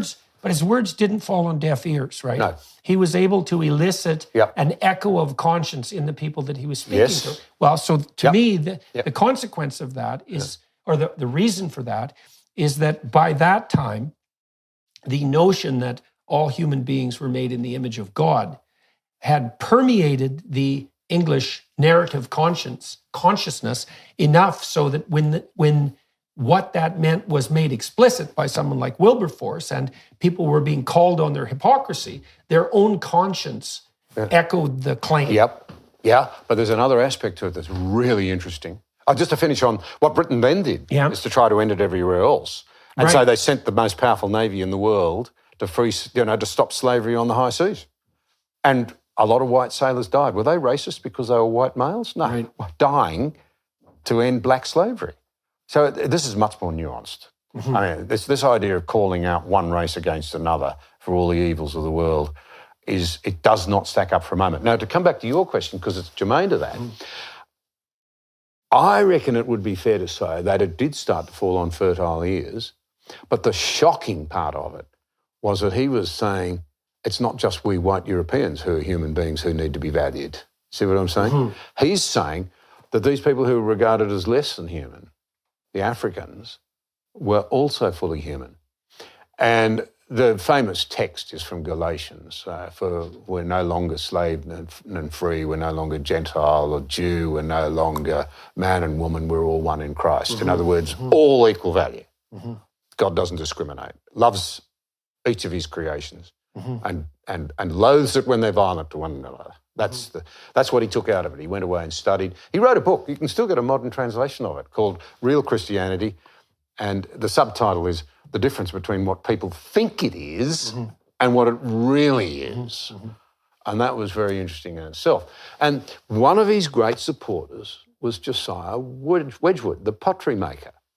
And he struck what is regarded by a lot of people, historians, as the first political slogan. A brilliant piece of pottery, incredibly intricate bas relief, I think that's the word you use for it, of an African man looking up pleadingly. It's incredibly lifelike. It's a beautiful piece of work.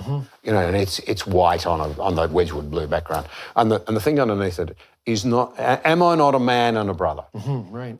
Now, this is really radical stuff. But it's fantastic stuff. And Churchill said when a culture stops talking about its history to its children, the story of its beliefs and its heroes, it's saying they're null and void. And young people don't have a sense of place, and they're thus open to Karl Marx's dictum that people that don't know their history are easily persuaded. Yes. We don't know any of this. I mean, what a hero is Wilberforce. This guy could have had the life of Riley, could have been Prime Minister, got his hands on those levers of power, but he dedicated his life successfully as a very wealthy man, a very privileged man, to people who were not regarded as full members of the human family. Right. Well, I think why would you not be inspired by that? Slavery for 175 years on the high seas, if I remember correctly. Sorry? So the British fought slavery for 175 years on the high seas. Well, they were still fighting it. Well, right. I mean, we thought it had gone in Australia. The Australian Federal Police were called to a house in 1975 in the suburbs of Sydney because there was a story going around there that was a brothel that had slaves in it. The police said, no, that's no slavery in Australia. And they turned up there. They'd been told there were 20, but there were 23. It was true. And we started to realise, and we had to pass laws because there was no laws against slavery in Australia. There were no laws. So we assumed it didn't happen anymore. But now we know there's 45 million Indian. There's a lot of them. I've been trying to think through, you talked about this book Wilberforce wrote about, let's say, true Christianity. And I've been trying to think through what it might mean practically and graspably, I suppose, that each person is in some sense of axiomatic worth. That's the axis around which all belief must turn, all productive belief. And so I think it has something to do with the nature of consciousness itself. All of us are very particularized creatures, right? So we're only going to make ourselves manifest in the world once. We're a very unlikely combination of genetic improbability. And so biologically, we're each unique. And then the circumstances we're thrown into are also unique. And so we're each the conjunction of two unique situations, let's say, highly unique. But each of us, within those unique circumstances, with those unique talents, have to grapple with, let's say, we have to grapple with the possibility that's laid out in front of us. And we each have to do that in a particularized way. And if I, as a conscious being, if I grapple with the possibility that lays itself out in front of me, I can bring something into being that only I can bring into being Yep. because I'm particularized.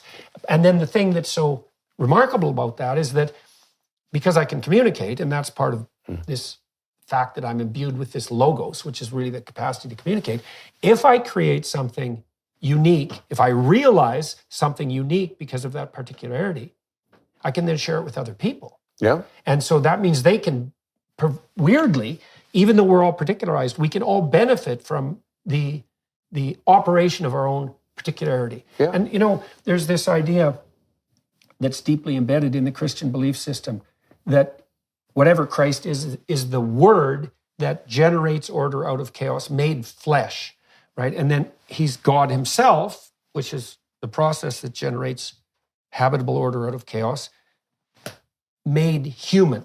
And it's a very interesting idea because what it means is that there's a universal principle, that's the logos itself, the word, that finds its embodiment in the particularities of time and place, right? So that unites, let's say, a little town in the Middle East 2,000 years ago with the divine itself.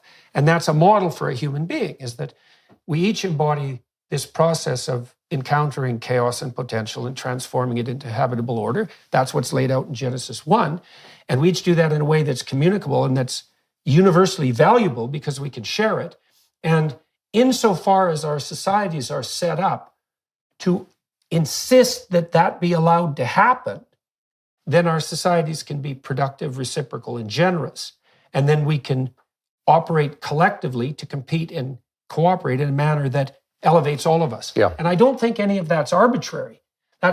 So when we're talking about, it seems necessary that every culture has to establish itself in relationship to something like axiomatic presuppositions. You have to make some presuppositions. Maybe the left makes the presupposition that the motive force of the world is power. It's something like that. Certainly the postmodernists do that. But you could say that, well, Western culture, insofar as it's been guided by the highest possible spirit, has made the axiomatic presumption that every person is of a divine value. And that means they have something that's intrinsically valuable to offer, to bring into reality itself. That's why you're not supposed to hide your light under a bushel, let's say. And then I think you can make a very practical case that, well, isn't it valuable to learn from the particularized experience of someone else? I mean, what an unbelievable advantage that is that I can sit here and talk to you. Yeah. And everything that you had to learn painfully, you can communicate to me. Yeah. And if I have any sense at all, I can listen, and then I can learn that without having to undergo all that suffering. And then you might think, well, isn't it the case that if we set up societies on that basis so that everybody is regarded as a valid source of redemptive information, we can all exchange that. And isn't that the proper pathway to life more abundant and peace and generous reciprocity? That all seems to me to be just true. And that's instantiated in voluntary free market economies fundamentally because we get to freely exchange the goods that we can freely produce. So we can both profit. So that, yes, and so that...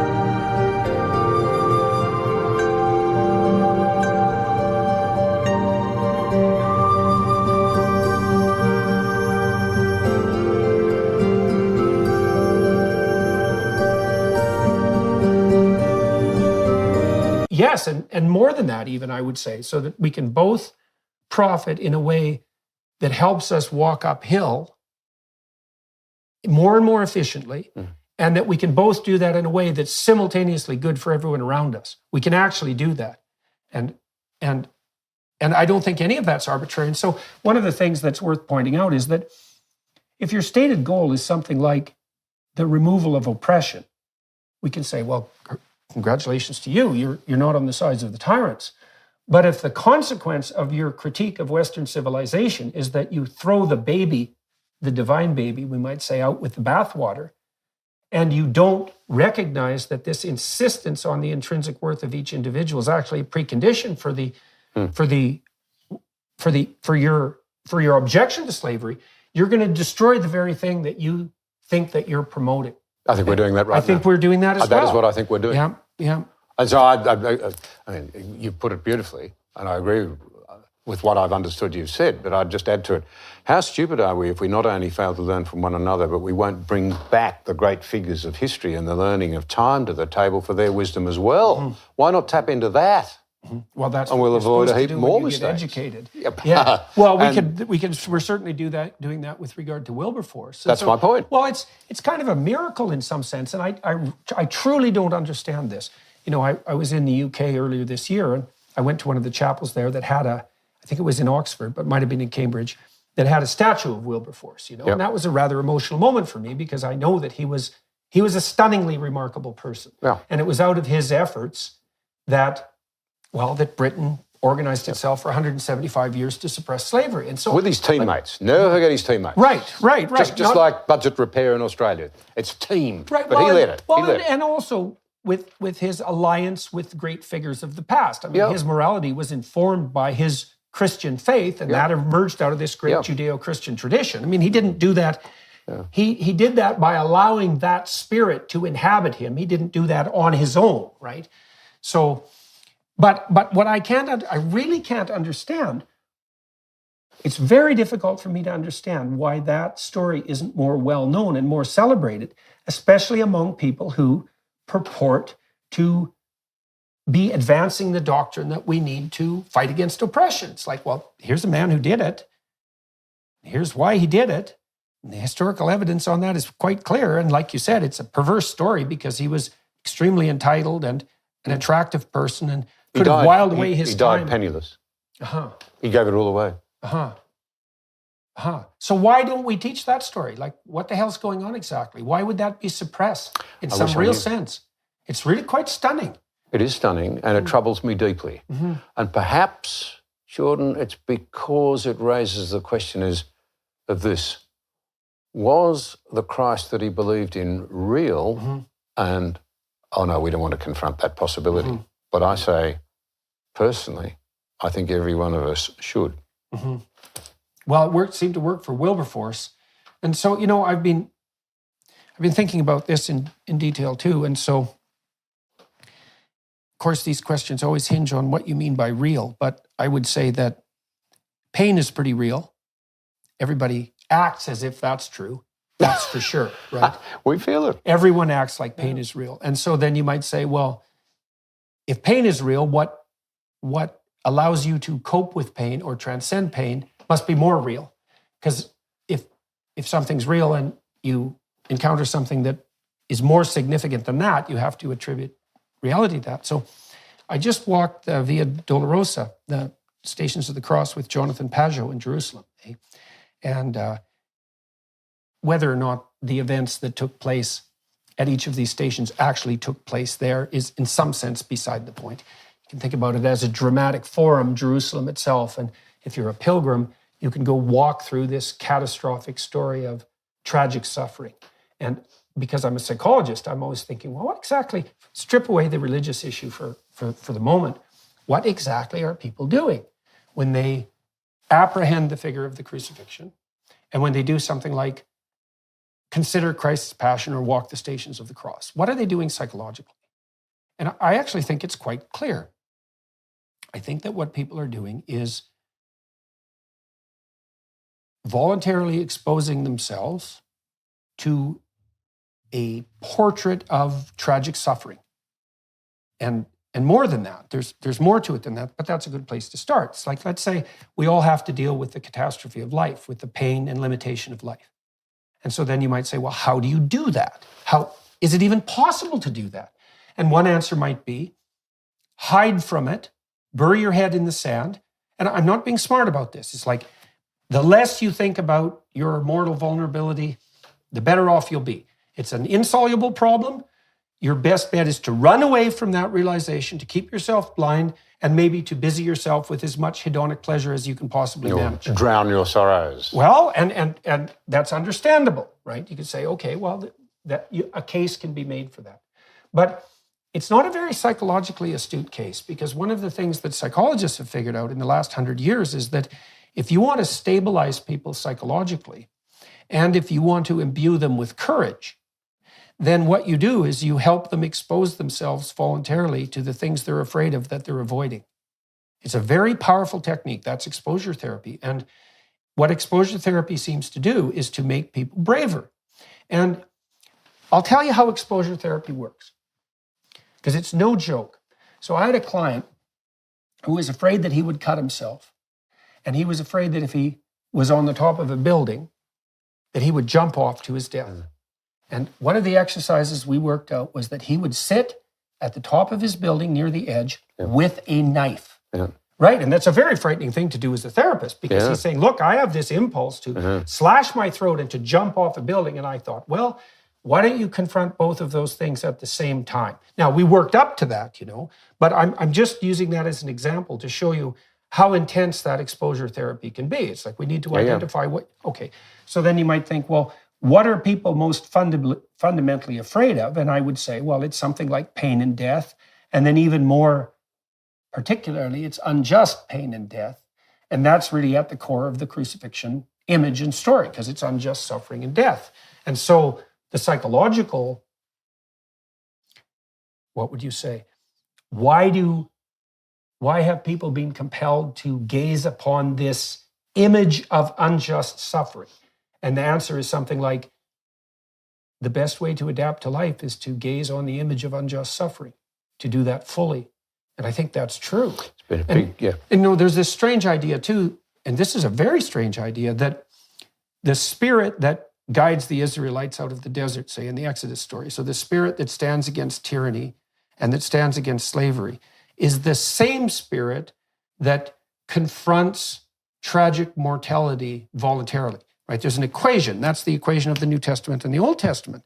And I also think that's likely true, that the pattern that calls to us from within to object to tyranny and slavery is the same pattern that enables us to have the courage to look upon our own mortality, like forthrightly. And I would say that has to be that way to some degree, because imagine you want to stand up to a tyrant. Well, you could put your life at risk to do that, right? I mean, if you're going to speak truth to power, to use that terrible cliche, you're going to have to face the fact that you might be hurt and even killed in doing so. And so how can it be different to face the inevitability of your own mortality for a moral cause and stand up to a tyrant? Those have to be the same thing. And so I would say it's time for all of us to learn that these axiomatic presuppositions, like the idea that part of what gives us intrinsic value is the fact that we're reflections of the Word made flesh, that actually turns out to be true. It's not just it's true in the deepest possible sense. And if we abandon that, which is what we're doing, we're not going to eradicate tyranny, we're going to fall prey to it. And the fruit of abandoning it is all around us, and it's rotten. The misery is extraordinary. But you see, I mean, I think if I could respond, you're talking to somebody, of course, who believes that gospel story is actually true. I should say that right up front. And as you and I have talked about, people actually they say it to my face sometimes. I don't want to say this gently, I don't want to say it judgmentally, but they say, oh, John, you wouldn't know what suffering is. Look at you, you had everything, Yeah, well, that's easy to say about someone else. Well, on the surface of it, look, I'm privileged just to be an Australian. Right, definitely. I've enjoyed good health, wonderfully happy marriage, I've got 4 kids, I've got grandkids, I've had opportunity, but acclaim. But I've known, by some. Right. Not many. Right. I think there's about 5 out there somewhere, including the dog, who loves me because I feed him. But I have known real suffering, I've known pain, and I've had to grapple with it. And I've had to ask, why suffering? Well, I think we bring suffering on ourselves because we are so selfish. It's an old-fashioned word for it called sin, but we're self-centered. But then, does anybody understand? Well, I think the Christ understands. I think Jesus does. That's the thing I've come to realise has been so humbling when I've thought, poor little me, I have suffered. And, by any stretch of decent evaluation, I've known some pretty awful things, times, loss and what have you. But what we see there is a picture of the God-man knowing injustice that exceeds any injustice I've known. Loneliness that exceeds any loneliness that I've known, and loneliness is a dreadful thing. And pain, physical and emotional, beyond anything that I can compare myself to, in order that he might take mine from me. The story is a culmination of all those things, in some real sense. And in taking that on himself, I then, and in a way that I don't fully pretend to be able to explain, I can place that back on him, and because he rose, he's not captured by it. We can rise too. And that's, to me, it's something the most important issue that each of us need to grapple with. Can this possibly be true? Well, it's something like adopting a form of metaphysical courage that's transcendent, right? Because let's say you have to take on the suffering of your own life forthrightly, and to the degree that you're able to do that, you'll be able to maintain your moral compass despite your suffering and maybe work to ameliorate it. And in order to do that, you have to adopt a particular pattern of being. And that pattern of being isn't just unique to you. Like, you have to manifest it in your own life, but the pattern is universal and it's divine and sacred for exactly that reason. And the pattern is something like forthright confrontation with those things that terrify you. So there's a story. This is very cool. And some people have heard me talk about this before, and maybe we can close with this. Here's something that I've been chewing on that's quite the miracle, and I don't know how else to really explain it. So when the Israelites are lost in the desert, they start to become fractious and idol-worshipping. And so they fall prey to ideological possession, fundamentally. They lose faith in the spirit that brought them out of tyranny. And no wonder, because they're in the desert. It's like they're not having a good time. So it's no wonder they get faithless. But what happens when they get faithless is that God sends poisonous snakes in to bite them. And you might think, well, that doesn't reflect very well on God. And that's one of the interesting things about the Bible, is that there are plenty of stories that have that strange paradoxical twist. It doesn't matter. The story really means that just because you're lost doesn't mean there isn't something stupid you can do to make it worse. And faithlessness will certainly make it worse. And so God sends in these poisonous snakes, and the Israelites are getting bitten pretty good.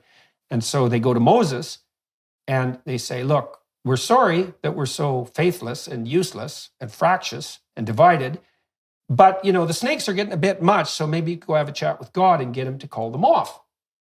And so Moses says, okay, and he goes and talks to God, and God says, he's irritated with the Israelites, but he can be bargained with, apparently. And Moses makes the case for the Israelites. He said they've been punished enough. And God, what should happen, or what could happen, is that God just gets rid of the snakes, because he sent them to begin with. He can just chase them away. But that isn't what happens. And this is very strange. And I defy anyone to come up with a simple explanation for this, because it's really something uncanny. So what God tells Moses to do is to make a bronze stake, a staff, which is like the staff of Moses, and it's like the tree of life. That's another way of thinking about it, or the tree of the knowledge of good and evil. To make a staff out of bronze, and then to cast a serpent in bronze, and to put the serpent on the staff, and then to have the Israelites come and look at the serpent. And if they look at the serpent, then the poison will no longer destroy them. So he doesn't get rid of the poison. He doesn't get rid of the snakes. What he does instead is he gets the Israelites to gaze upon that which poisons them. And the consequence of that is that they'll be strengthened. And that's this. Now, the cool twist on this is that that's what Christ says about himself. Like thousands of years later, he says, unless his image is lifted up the same way the serpent's image was lifted up in the desert, that there's no possibility of redemption. Now, that's a very weird juxtaposition of ideas, right? Because you think, well, what the hell's going on in the desert, and what's up with the bronze snake? That's a mystery in and of itself, which I think is associated with the necessity of facing that which can bite you, right? To pay attention to it, to adopt a stance of challenge in relationship to it. It's a very deep idea. But then to make the case that that's analogous in some sense to the crucifix, that's an unbelievably sophisticated psychological move. Because you might say, well, what's the sum total of all snakes? And I think you can make a very straightforward and compelling psychological case that there's no confrontation that's more ridden with snakes than the confrontation that's laid out in the story of the Passion. It's a limit story. So it takes all possible snakes into account: betrayal, death at the hands of the mob, innocent suffering, like you name it. It's part of the suffering in that story.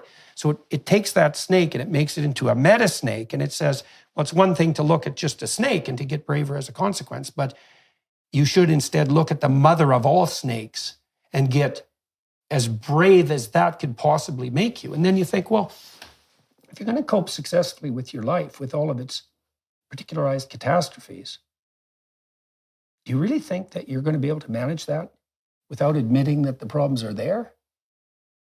Who in the world would ever think that? And so then is it not the case that you have to look at what's darkest in order to be able to contend with it? And then you might say, if that's the spirit that redeems you, in what manner is that not a sacred spirit?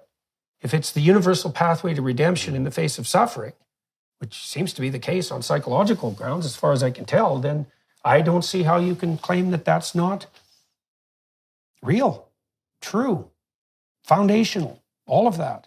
I can't see a way out of that strange conundrum. So, well, I think the thing that I would say, I think, is that when you look into that darkness and into that pain, you've got to recognise your own role in it. Mm-hmm. And the answer is to flee to someone who offers redemption and restoration and the ultimate return to you being the person that you should have been. Mm-hmm. And each of us is fearfully and wonderfully made and absolutely magnificent, flawed as we are by our own failings. We are, in my view, an extraordinary combination of unique, made in the image of a higher being, destroyed by our own selfishness, but offered the opportunity to return. That is my perspective. Mm-hmm.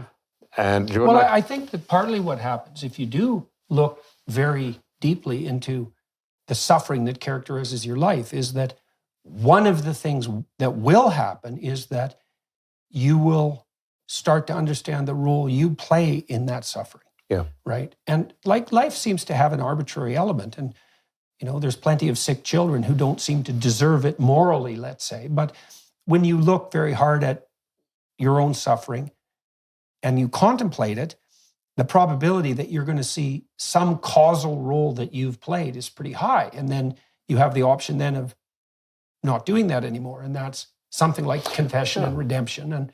And that's something like also following this divine pattern, right? Is to stop doing those things that are dooming you to unnecessary suffering. And one of the things I've wondered about for a long time is that if you stop doing everything that you could that was off target, even by your own criteria, if you stop doing all of that, how much suffering would be alleviated? Not only for you, right, but for the people around you. And most to answer of it. that, well, that's, not all of it, but most of it. Well, yeah, and an indefinite amount of it, right? Because it also seems like that's a sort of struggle without end, is that you can get better and better at it, and you can get more productive, and you can get more generous, and you can get better at staving off suffering, and you can get more helpful to other people and to yourself. And we don't know what the upper end of that is. I met a fellow once, and he said, he was an old man. He said, when I was a young man, I was knocking on doors, inviting people to come and worship in our church in Edinburgh.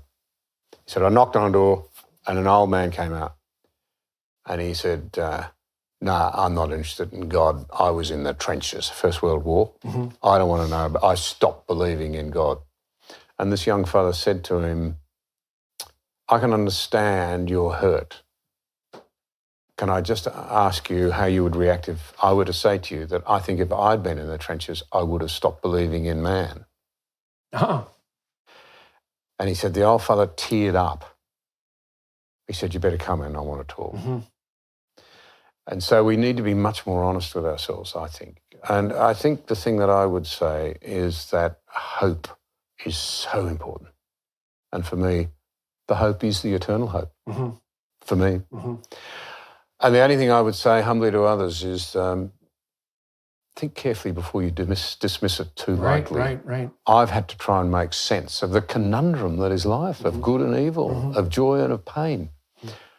And what keeps me going is the secure hope. It is for me very real, that the wounds will be bound up mm-hmm. and the joy will be complete. And I'll be the person I should have been. A lot of people would be very relieved to hear that. Mm-hmm. And restored in relationship. Yeah, well, part of that is the injunction we talked about earlier, not to throw the baby out with the bathwater. It's like, we should all be concerned about the continuing possibility of atrocity and oppression in the world. Mm. But then, and we should be very cognizant of the role our own cultures, the cultures that have delivered to us our privilege, let's say, that have played in maintaining that oppressive regime. But at the same time, we should very carefully differentiate what has been done that's been right and good. And Wilberforce is a great example of that. By their fruits. Mm-hmm. Yes. Right. And we sort of say, so-and-so was a religious nut. And look what they did. Yeah. Look at the towering figures. Just think of them. Yes. Incredible. And then ask yourself, in all seriousness, if you could have done as well. He was followed by Lord Shaftesbury, another privileged man, who got the kids out of the mines and out of the chimneys and got some basic rights for women and some labour laws that worked. Right. And we could another hero. We could do as well in our own life. All right, Mr. Anderson. Good I've enjoyed it hugely, as always. You bet. And so thank you all on YouTube and the other platforms that you're listening to or watching through for participating in this conversation. And we hope that it was useful. I'm going to spend some time talking to Mr. Anderson on the Daily Wire Plus platform at a more biographical level, talk to him a little bit about the journey in his life that took him to the places that he's been and helped him draw the conclusions that he's drawn. And that'll take place on the Daily Wire Plus platform. And thank you to them for facilitating this conversation and making it possible technically and practically, and to all of those of you who are listening and watching. Hello, everyone. I would encourage you to continue listening to my conversation with my guest on dailywireplus.com.